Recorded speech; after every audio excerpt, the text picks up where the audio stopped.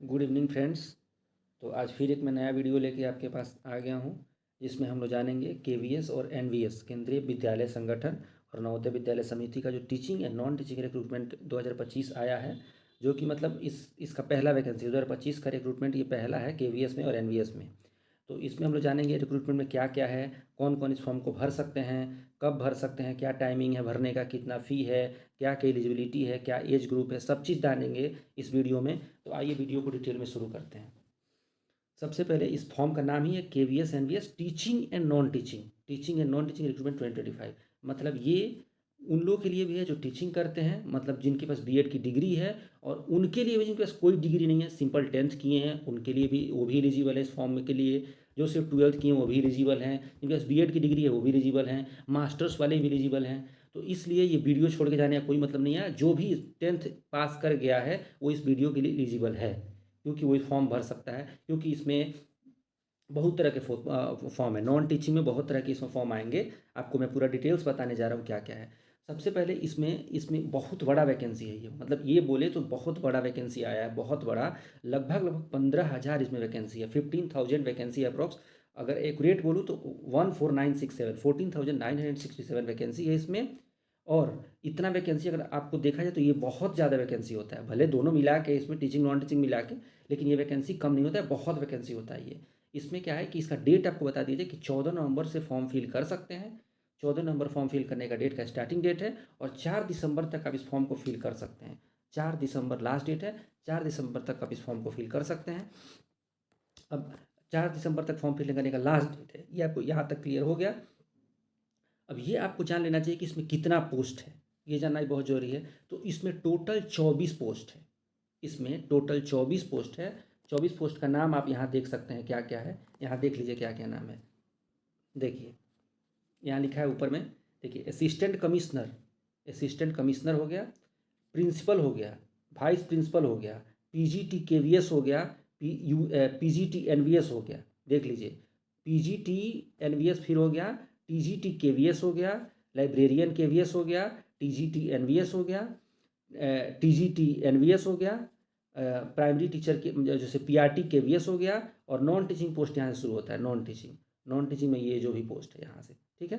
तो आइए पहले देख लेते हैं। और ये टीजीटी पीजीटी आपको समझ में आ रहा है ना क्या बोल रहा हूँ मैं। देखिए टीजीटी, देखिए यहाँ लिखा है मैं आपको यहाँ पे ऐसे करके दिखाता हूँ आपको। ये रहा, ये मैं ले लिया बस, ये मैं यहाँ से करके दिखाता हूँ। देखिए देखिए ट्रेंड ट्रेंड ग्रेजुएट टीचर, ये टीजीटी हो गया। ट्रेंड ग्रेजुएट टीचर ये टीजीटी हो गए। वैसे ही अगर और नीचे आते हैं, देखिए ये पीजीटी हो गया, ये देखिए ये पीजीटी हो गया। देखिए ये पीजीटी पोस्ट ग्रेजुएट टीचर, देख रहे हैं, जैसे टीजीटी हो गया पीजीटी हो गया, तो इसका मतलब आप लोग समझ गए क्या क्या है, ठीक है। इसका फ़ी स्ट्रक्चर की बात करें, पहले फ़ी स्ट्रक्चर की बात करते हैं, फिर एलिजिबिलिटी की बात करेंगे। फ़ी स्ट्रक्चर है इसमें कि अलग अलग पोस्ट के लिए अलग अलग फ़ी है, अलग अलग पोस्ट के लिए अलग अलग फ़ी है। जिसमें अगर मतलब फॉर्म का फ़ीस में बहुत ज़्यादा है, अगर ज़्यादा नहीं बोल सकते हैं इसको, फॉर्म को फ़ी बहुत ज़्यादा है इसमें। सबसे पहले इसे बता दें तो इसमें जो सबसे ऊपर का यहाँ पोस्ट जो आपको दिखाया था, ए में यहाँ पोस्ट जो आपको दिखाया था, सॉरी सॉरी सॉरी, ये देखिए, ये मैं आपको यहाँ दिखाता हूँ हाईलाइट करके, देखिए सॉरी, ये रहा, हाँ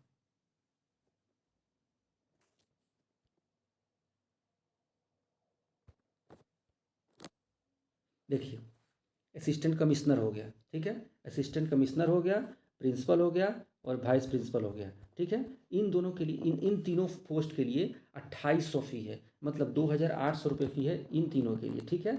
और इसके बाद और नीचे जो पोस्ट आ गया, जैसे पीजीटी टीजीटी पीआरटी, ये सब जो आपको बताया था, फाइनेंस ऑफिसर, ये वो जो भी है, ये सब में जैसे कुछ नॉन टीचिंग टीचिंग मिला के, इसमें आपको 2800, सॉरी, इसमें आपको 2,000 फ़ी है। और नीचे steno MTS lab assistant, S O S S से जे एस से, ये सब का 1700 फ़ी है, ठीक है। लेकिन ये जो मैं 2800 बोला, 2000 बोला, ये सब जनरल ओबीसी ईडब्ल्यूएस के लिए है, जनरल ओबीसी और ईडब्ल्यूएस के लिए।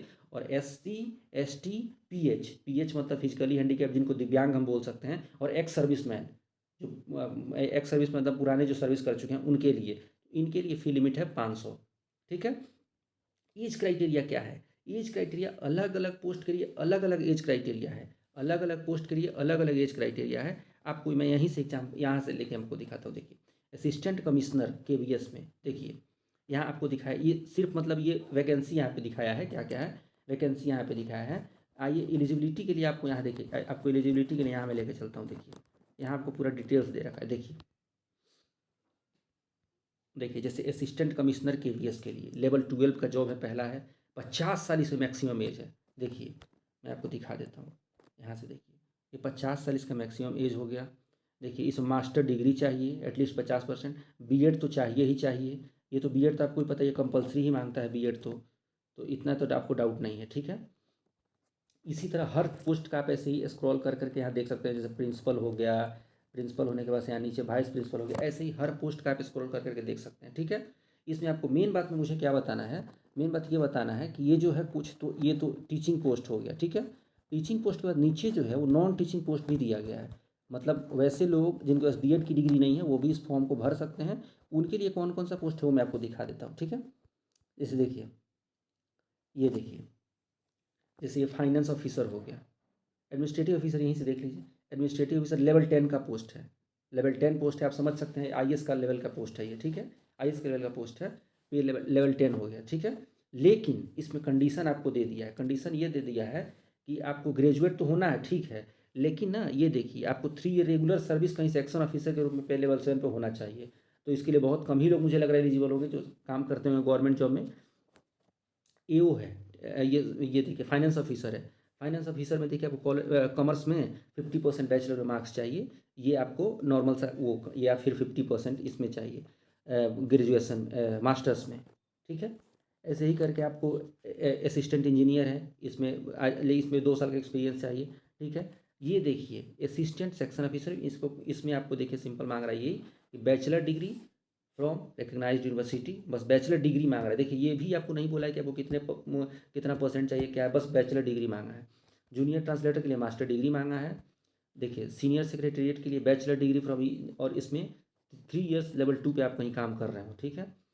अब स्टेनोग्राफर का तो ये तो अलग ही होता है। स्टेनोग्राफर के लिए आपके शॉर्ट हैंड कंपलसरी होना ही चाहिए स्टेनोग्राफर के लिए, वो चाहे स्टेनोग्राफर आपका ग्रेड 1 हो या ग्रेड 2 या दोनों के लिए आपको होना ही चाहिए।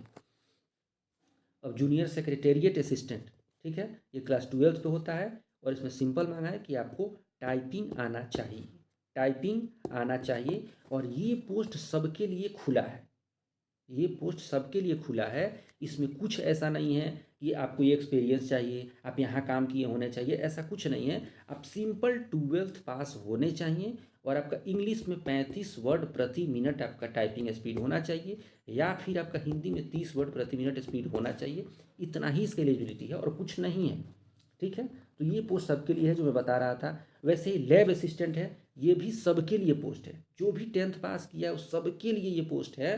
बस 30 साल से अधिक उसका उम्र नहीं होना चाहिए। लैब अटेंडेंट की जो बात कर रहा हूँ मैं, सॉरी। एमटीएस में भी सेम चीज़ यही है, बस क्लास 10th होना चाहिए और कुछ नहीं है। देखिए क्लास 10th है और कुछ नहीं है एमटीएस। देखिए class 10th from a recognised board, ये देख लीजिए बस, और इसमें कुछ नहीं चाहिए। यही मैं बोल रहा था आपको कि इसमें टीचिंग तो है ही, नॉन टीचिंग भी है।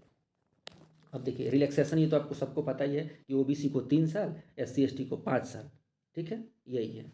और बाकी आप तो जो जिस क्राइटेरिया फिट होता है वो देख लेगा कि क्या ही है रिलैक्सेशन या कॉन्सेशन एज में क्या ही है, ठीक है। तो इतना आपको बता दिया। अब सबसे ज़्यादा इसमें वैकेंसी किस में, तो सबसे ज़्यादा यहाँ वैकेंसी आया है पीआरटी में, पीआरटी केवीएस में सबसे ज़्यादा वैकेंसी है, ठीक है। और टीजीटी एनवीएस में भी वैकेंसी बहुत ज़्यादा है, ठीक है। इसमें 3375, 29 तीन हज़ार 35 3,500 के आसपास इसमें वैकेंसी है, ठीक है। तो आपको मैं एक बार और बता देता हूँ कि 14 नवंबर से इसका फॉर्म भरना शुरू हो गया है, 4 दिसंबर तक फॉर्म भरेगा। तो जितना जल्दी एट द अर्लीस्ट, जितना जल्दी एज सुन एज पॉसिबल इस फॉर्म को भर लें। आज ऑलरेडी 15 नवंबर हो चुका है, 15 नवंबर मतलब हो ही गया, आज 16 हो जाएगा कुछ देर में। तो अब तो आप जितना जल्दी हो सकता है फॉर्म भर लें। और कोई अगर डाउट हो तो आप कमेंट में ज़रूर पूछें, और मैं आपको हर संभव कैसे भी करके आपको कोशिश करूँगा विद इन एन आवर, जब भी मैं कमेंट पढ़ूंगा तुरंत मैं आपको रिप्लाई दूंगा। कोई दिक्कत नहीं है आपको, जब कोई समस्या हो तुरंत कमेंट करें, मैं रिप्लाई करूंगा कमेंट में, ठीक है। ये हो गया। तो मैं अभी के लिए यही बोल रहा हूँ कि आप जल्दी से जल्दी फॉर्म भर लें, और वैकेंसी बहुत ज़्यादा है तो फॉर्म भरने में चूकना नहीं है आपको। कि मेरा सिलेक्शन होगा कि नहीं होगा। वैकेंसी बहुत ज़्यादा है, इसको बहुत ज़्यादा वैकेंसी बोलते हैं, ठीक है। अपना एलिजिबिलिटी चेक करिए, अपना अपना योग्यता चेक करिए कि आप किस लेवल में फिट बैठ रहे हैं। एमटीएस में फिट बैठ रहे हैं, एसएस में फिट बैठ रहे हैं, जेएसओ में फिट बैठ रहे हैं, एएसओ में फिट बैठ रहे हैं, या फिर प्रिंसिपल में फिट बैठ रहे हैं, असिस्टेंट कमिश्नर में फिट बैठ रहे हैं, लैब अटेंडेंट में फिट बैठ रहे हैं, जिसमें भी स्टेनो ग्रेड 1 में, स्टेनो फाइनेंस ऑफिसर में, एडमिनिस्ट्रेटिव ऑफिसर में, पीजीटी में, टीजीटी में, जिसमें भी अपना योग्यता चेक करिए और फॉर्म भरिए, ठीक है। इसमें ये नहीं है कि आप एक ही फॉर्म भर सकते हैं, जितना एलिजिबल है सबके लिए भरिए, मैक्सिमम भरिए, क्योंकि ये वैकेंसी बहुत ज़्यादा है। इतना वैकेंसी फिर पता नहीं कब आएगा, 15,000 वैकेंसी फिर पता नहीं कब आएगा, इसलिए आप जल्दी से जल्दी इस फॉर्म को भरिए। और कोई डाउट हो आप कमेंट में ज़रूर पूछिए, ठीक है। अब यहीं आपसे विदा लेता हूँ, और आप जो भी बात हो अपना कमेंट में लिखिएगा, आपका फीडबैक का वेलकम है। कोई कंप्लेन हो तो भी आप कमेंट में ज़रूर लिखिएगा। बहुत बहुत धन्यवाद, थैंक यू।